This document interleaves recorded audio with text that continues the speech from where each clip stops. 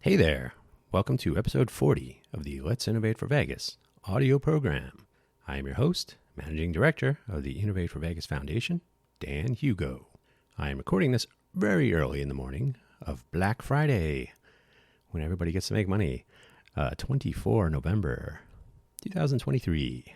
The title of this episode is, of course, TJ misc. I think it's TJ Weekend 2023 misc, in fact. Miscellaneous, just a couple of things to catch up on. I don't imagine you listened to this on the long weekend, but if you did, hope it went well. Happy holidays, whichever you celebrate whenever. Thanks as always for listening. Let's get to it. Long weekends are great for hacking on projects or producing an audio program about projects being hacked upon. So let's do that here, and then I can get back to the other one. Couple of links in the show notes to our homepage, our GitHub account. We have a GitHub organization, the team tier for free because we are a 501c3 charity. Thanks, GitHub. Thanks, Microsoft, I guess. Thanks, Microsoft, for all kinds of things lately, huh? I have also linked to the Go Vegas mobile application in the Play Store for Google and the Apple Store.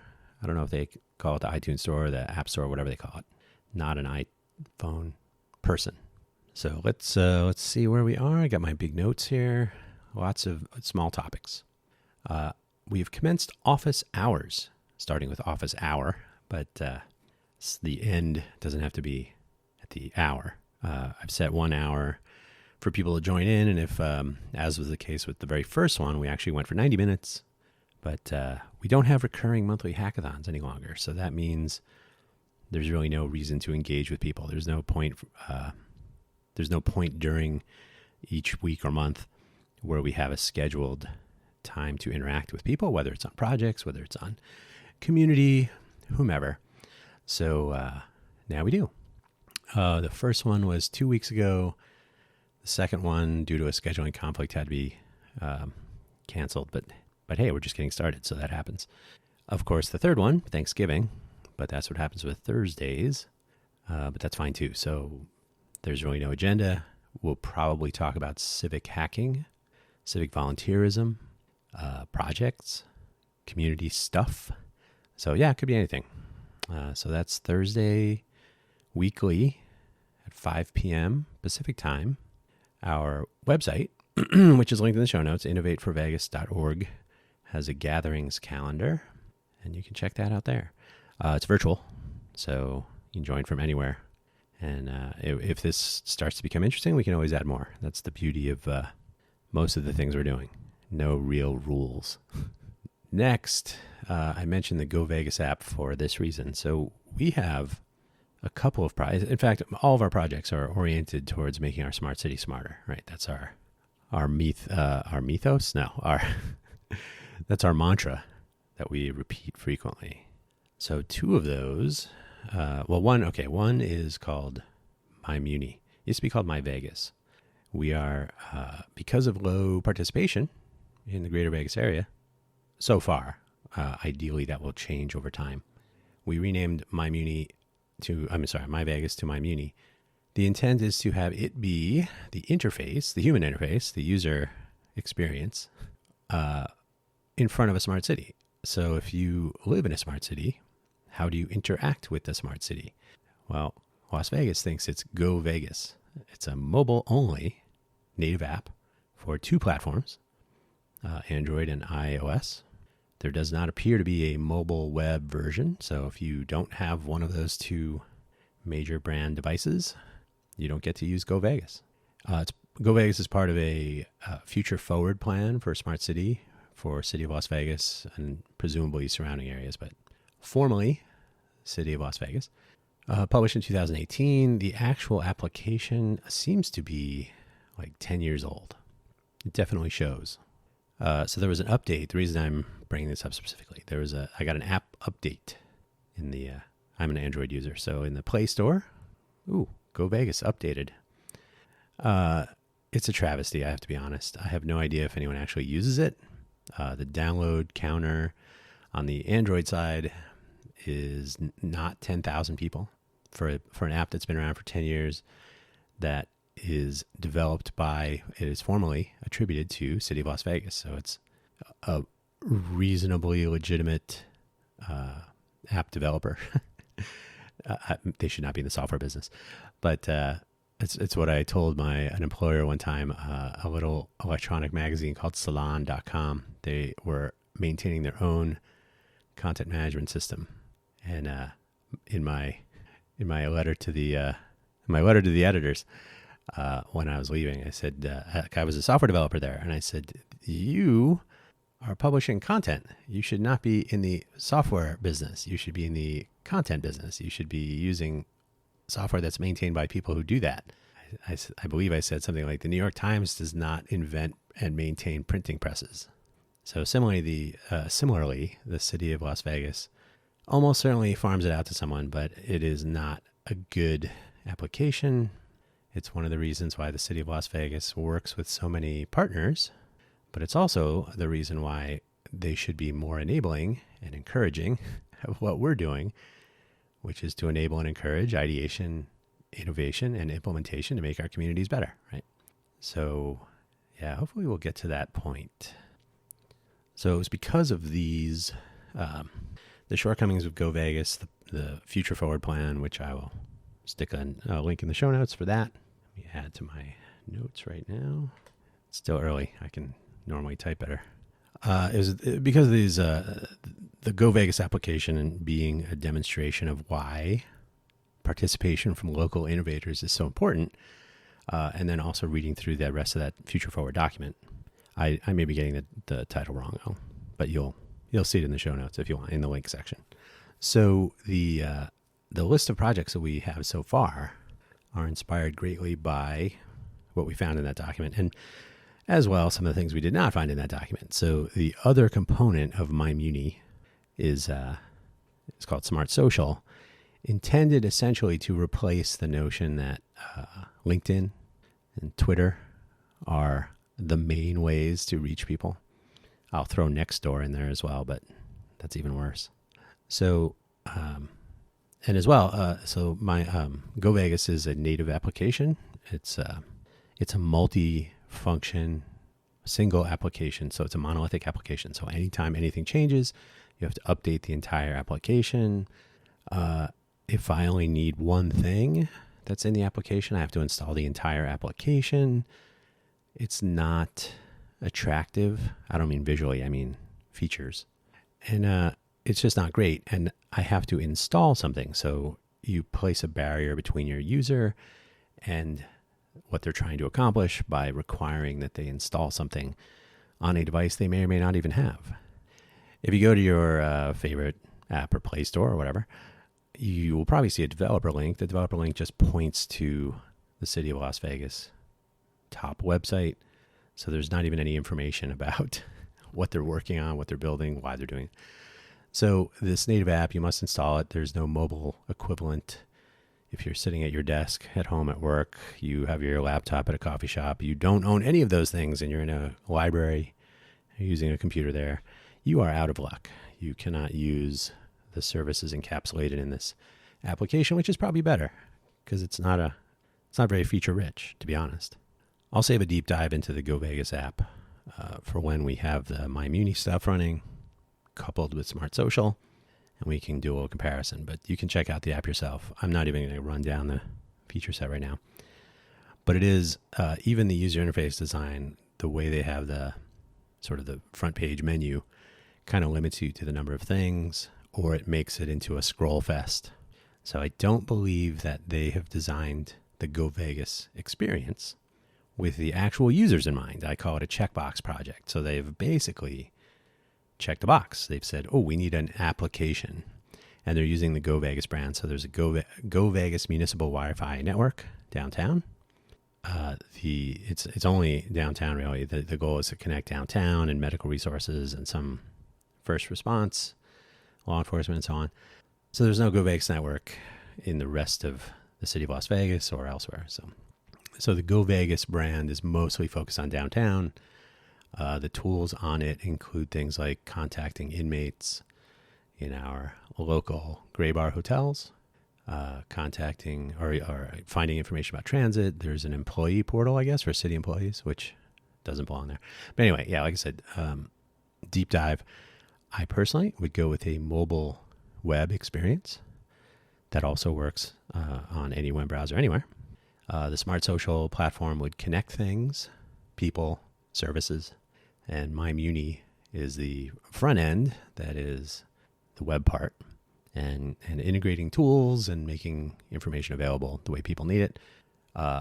Big focus on accessibility, big focus on internationalization and localization, because guess what? Even though the census says we have 2 languages spoken in the Southern Nevada region, English and Spanish in that order. Tagalog is actually pretty high up there as well, but only two matter. I think the internet has solved that one with a little bit of effort. Your web-based content, your web app, your website can be viewed in most, if not all, languages, certainly the ones that Google and Amazon and others support for automated translation. Not always perfect, but yeah.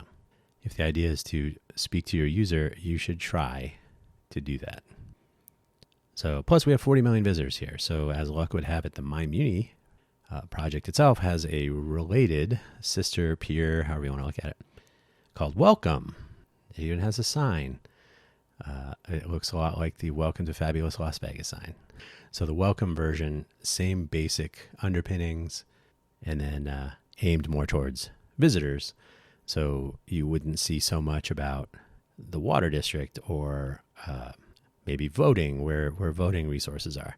But you would see things like, it would actually be like a lot of overlap. But you may, as a visitor, need to know where you can do certain activities.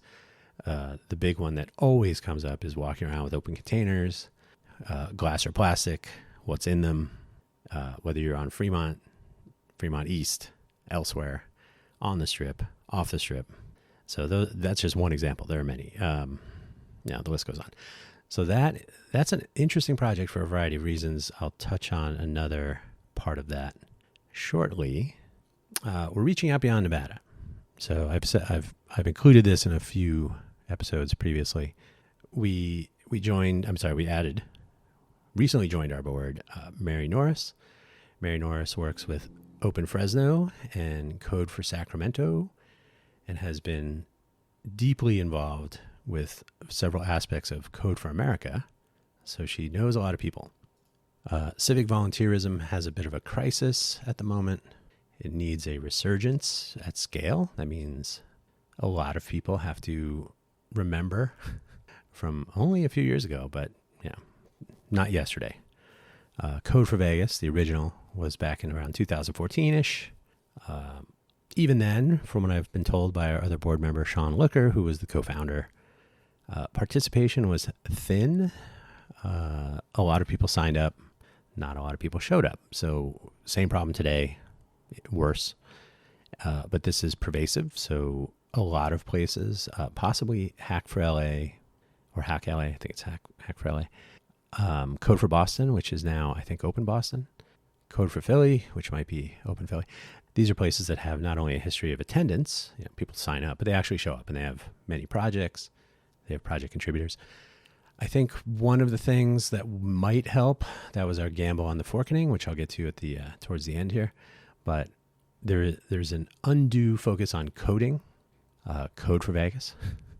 So when we rebooted Code for Vegas Foundation, that was one of the items that I heard frequently, which was, I'm not a coder, so now what? And on the one hand, I was like, well, that's the name of the organization. That's not what we're doing. But unfortunately, words matter, and when it's right there at the top, well, I'm not a coder, Code for Vegas, so not for me. So our name change to Innovate for Vegas was with intent to be more general in our approach to what we're trying to accomplish. Innovation can be anything by anyone, anytime, just not here so much.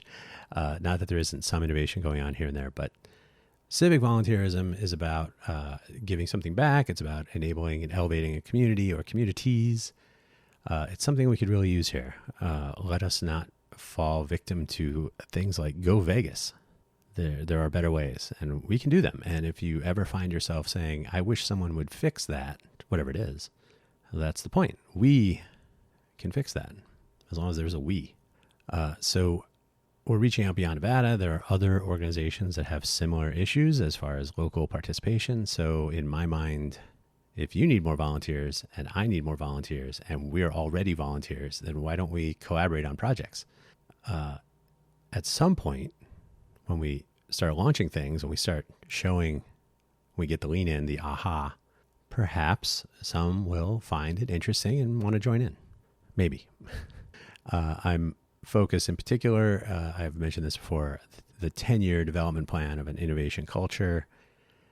So focusing on junior high aged, innovation-minded students is a reasonable start. Over the next 10 years, they can develop their skills, their desire to be productive and not focus only on exits, for example, or to realize as well that not everything is the next unicorn application. Sometimes being innovative is just thinking outside the box. Could be art, could be food, could be water, could be communication, could be language, could be how you share a message, could be anything. So hopefully we can leverage some FOMO in the near future. We are deprecating LinkedIn. That sounds crazy, doesn't it? So we get almost no engagement on LinkedIn. We have something like 700 followers of our page on LinkedIn. But if you have 1 billion followers and nobody interacts with or responds to anything, then the value proposition is rather dismal. So why maintain LinkedIn? Twitter is even worse. Twitter, we are now followed by all manner of robot accounts.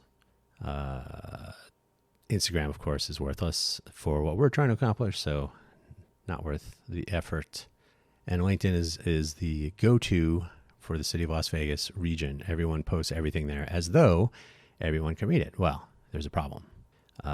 If you are using LinkedIn and you are not following the right people, then you don't get the information. So in other words, say you relocate to Las Vegas and you don't have a LinkedIn network of Vegas people. For a good amount of time, things that are related to Las Vegas will only appear in news feeds or whatever for LinkedIn users you are not following. And so you are sort of left out. The problem with micro communities like LinkedIn is that they are insular. And I've already covered Conway's Law. Insular communities will tend automatically to gravitate towards and even develop insular tools. It follows the community structure. So I must be following these 10 people in Las Vegas to figure out what's going on is not scalable. So rather than trying to play in that playground, it makes more sense to do things like Smart Social and the MyMuni and welcome projects and so on. So the future is what we should be working on. And elevating our communities does not mean feeding corporate algorithms. And this is why MyMuni, Smart Social, like I said, and upcoming Mastodon instance, which we will launch shortly, that might be expensive. So we're going to see what kind of support we can garner to pay for that and whether people will see the value. Not to mention the moderation concerns. So, but that is in the offing. So we'll have our own Vegas, Greater Vegas oriented microblog, federated, decentralized, and almost certainly we'll integrate that in with Smart Social so that material will be more easily discovered and surfaced and discovered. So all part of a plan to get out of the silos and out from behind the corporate algorithms, which limit, control. I'm not trying to describe the matrix here, but the structure, the functionality of LinkedIn is very difficult if you are not fully engaged. They even recommend that you post a certain way, a certain number of times a day. They prefer native content, of course. Don't link off our site. Keep your visitors on our site. So it's not a great look. It's Greater Vegas is severely underserved by LinkedIn in exchange for, I heard our city CTO, I guess that's his title, disruption monster, something, Michael E. Sherwood say one time that he was very excited about the amount of LinkedIn engagement they received on some announcement about city infrastructure. So if that's the goal, is to get likes on LinkedIn, maybe we need to move that goalpost a little bit. So that's our goal here, is to do better. And we will. And we should be more inclusive of people that live here rather than worrying about likes on LinkedIn.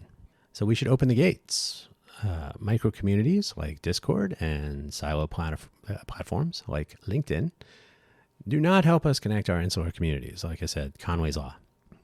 These are communities that you must join. Otherwise, you are not aware, and you must follow the right people. Otherwise, you do not discover. And that's okay. There's a time and a place for those things, right? I don't have to publish my Anthony Bourdain fan club for the world. I can just have a Discord server. I don't, but I could. But if I'm talking about city matters, if I'm talking about community issues, I'm talking about real issues that need to be addressed, real problems, trying to keep the public informed about detours for a Formula One race, or trying to survey the communities at large to see what the impact of a Formula One race might be on them. A lot of attention will be focused downtown or along the race route, but the impact could be felt well beyond that, and reaching people is, from what I'm finding so far in my 10 years in Vegas, is left to chance. So it's something we can start to tackle by opening the gates, not being focused on insular tools. Let's open those up to connect our somewhat insular communities. Geographically, of course, you're insulated by distance, and then a lack of modern use of technology. Maybe modern is not so great, actually, but use of modern technology is holding us back, and I think we can tackle that, which we are. So, Smart Social the design is leveraging open standards, things like iCalendar for real calendars, not WordPress calendars, which are subset at best.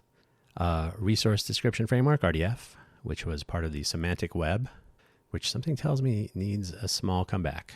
So we're looking at that for a couple of things. RSS and Atom feeds, which still have a place, although they could be deprecated a little bit. Email, news groups. These are things that you always will have access to. You do not require a mobile device with a custom app or anything like this. You can read news just about any way you want. Same with email. And emerging standards. Schema.org has tons of ways of annotating data in human-readable websites, web pages. So you don't necessarily need to have an RSS or Atom feed. If you have the markup in your document that humans read, you can have a robot or a spider scrape those pages for the Schema.org markup and get the same results. So something to think about. ActivityPub, which powers the current wave of open source federated platforms like Mastodon, and active use of privacy-aware identity. And that's a big, giant thing that will become more and more important into the future. Don't log in with Google. Definitely don't log in with Facebook, but do consider privacy-aware identity, decentralized identity, and so on. The blockchain is making that more of a familiar notion. There are probably a couple of different ways to do it, so we're exploring that as well. That's our vLocal project. Making things more easily discovered. Meetups, gatherings, events, detours, crises, voting, water, electricity, power outages. The list goes on. So as a thriving community with many communities within, there are better ways to discover and communicate.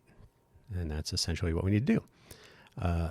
We are looking as a nonprofit at developing these things for social good.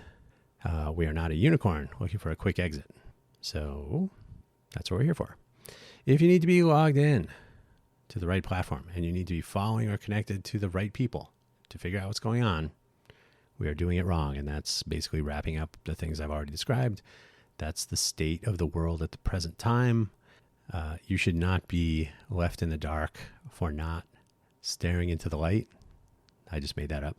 But you should be able to find out information that is available and should be available to you without having to log in to a third party, to a commercial website, and then have to follow the right people. That means if someone blocks you, or if I block them, and they are the conduit for some certain critical information, now I must have that person involved in my engagements to receive information. That's not a good system. So in general, that's just one of many examples where this falls down. So if the goal of LinkedIn is to get clicks and generate revenue, but your goal is to get information about where you live or work, we are at odds.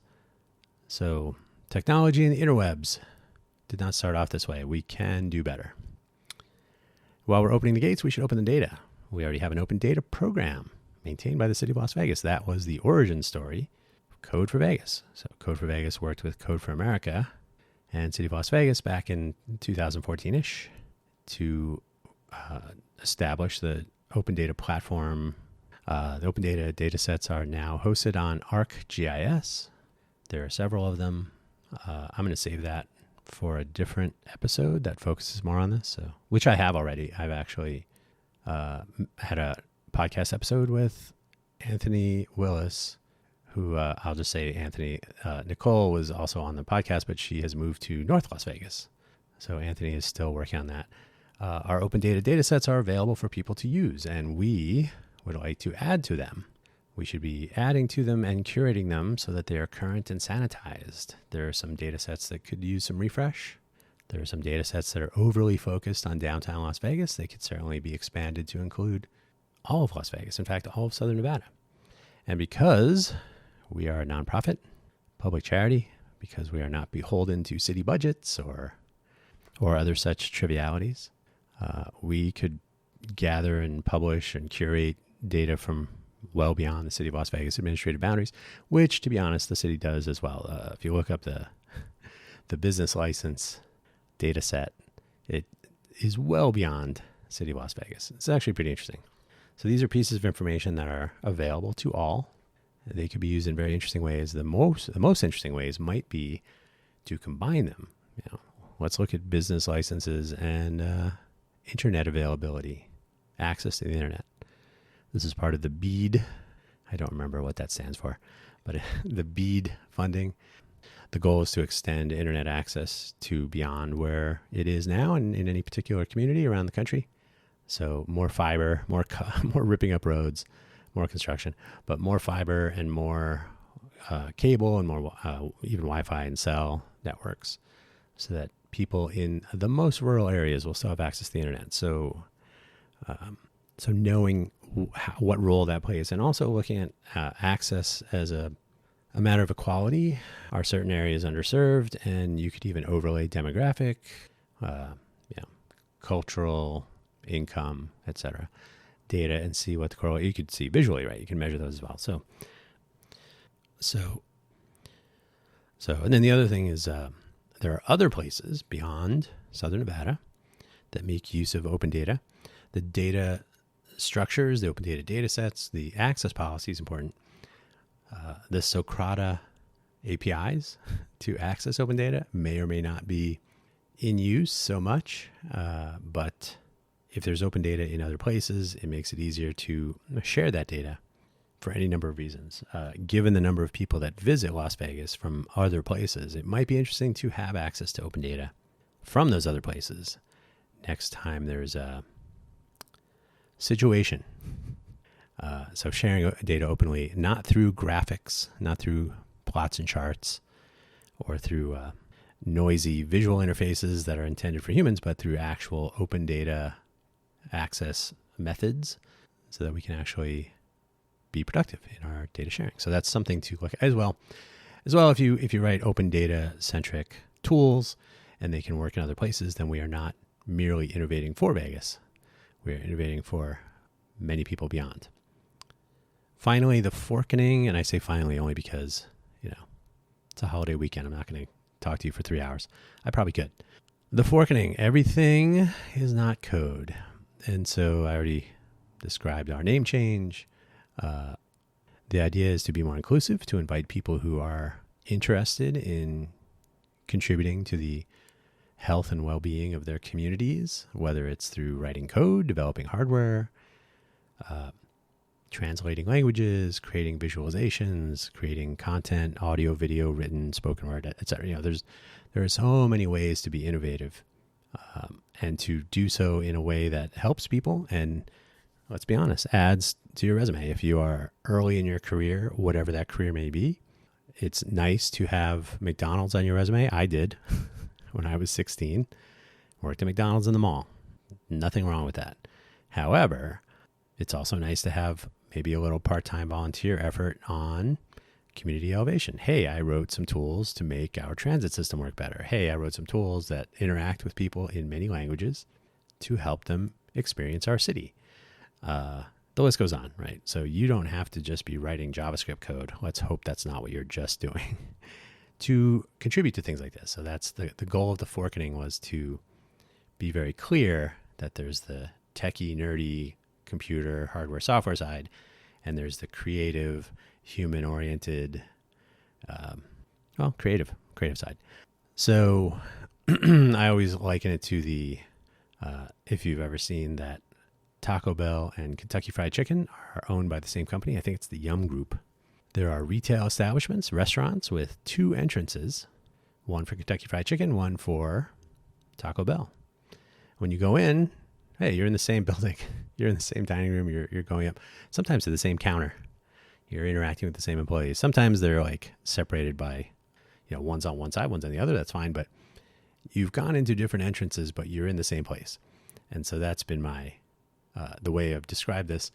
You want to participate in our Innovate for Vegas projects. And by the way, the innovateforvegas.org website is really, if you want to call it, the business site. When we file our IRS paperwork, I filed our 990 if you're curious, but when we have to update our name with them, which is annoying. You have to actually write on paper and send in the U.S. mail system with a stamp and everything. I thought we had to do that before the 990. It turns out it doesn't really matter that much. So when we change our name, the requirements for the letter do include mention of a website. So as was the case when we filed our determination paperwork, our 1023-EZ, it's for the IRS to see. It's for donors, donations. It's a formal landing page site to detail what we're doing for anyone curious about our financials, about our activities, our policies, and so on. So it's not intended to be overly creative so much as substantially informative, right? However, our two entrances to the same kitchen, we do own code4.vegas and create4.vegas. So technically, those are not business names. They're merely projects. Code4 and Create4. The idea would be to have people run those the way they would like to. So feature the projects that people are working on, obviously feature the people that are working on those projects. Interlinked, I would, in an ideal world, the people that are designing more visual, more human, accessible, interesting, accessible to vision, hearing, and other impairments, and so on. The side that takes that up, the Create4 perhaps, could do the design for Code4. And the Code4 side could write some code for the Create4 side. Maybe web-based editors or some other content management. So yeah, there could be a nice collaboration right there as a demonstration of what's possible when you don't restrict yourself to only coding. And this also goes along with our general desire to not only feature, mention, give attribution to, but to celebrate the efforts of civic volunteers who take the time to not only build their own skill set and have personal achievements, but also take the time to make their communities better and to collaborate with others in doing so. So a lot of things under the Forkening umbrella. I liked the name Forkening because it sounds weird and so attention-getting. Will local media cover such things? Absolutely not. So we'll make sure that the MyMuni project does.